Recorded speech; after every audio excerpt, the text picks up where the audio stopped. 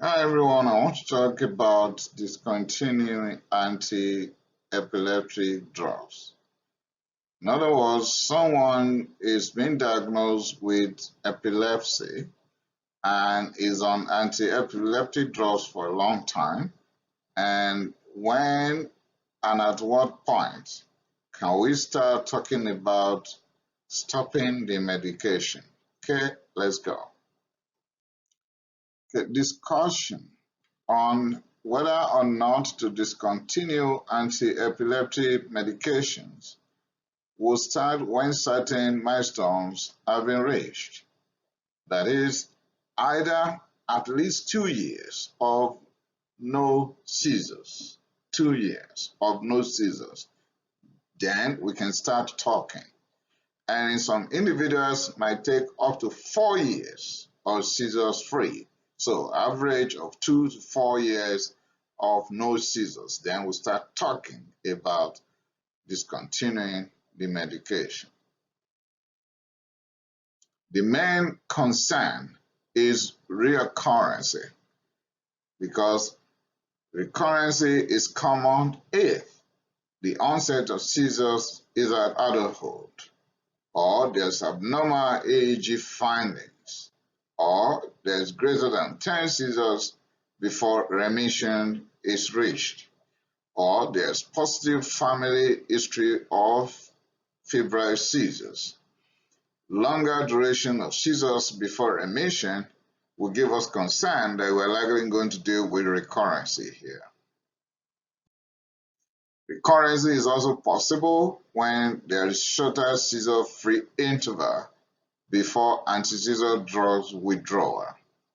Recurrence is also possible when there is presence of brain tumor, and that is not yet dealt with. Multiple seizure types will give us a clue that when we're out of one, we might not be out of the others. Positive family history means this is genetic in origin, so it's right there, deeply rooted, and poor initial response to anti-epileptic drugs will give us a clue that even when you take it off, you are in trouble. Atrophy of the hippocampus or intellectual disability will also give clues. Note this, remove only one medication at a time if this patient is on multiple medications, okay? And if this patient is on benzodiazepines, like lorazepam, midazolam, diazepam, then you tail off gradually. You don't stop suddenly. This person is on remission already. That means seizures free for 2 years, right? Great. But he or she wants to start driving, depending on the rules and regulations under the jurisdiction where you're working. So we need to find out. Okay.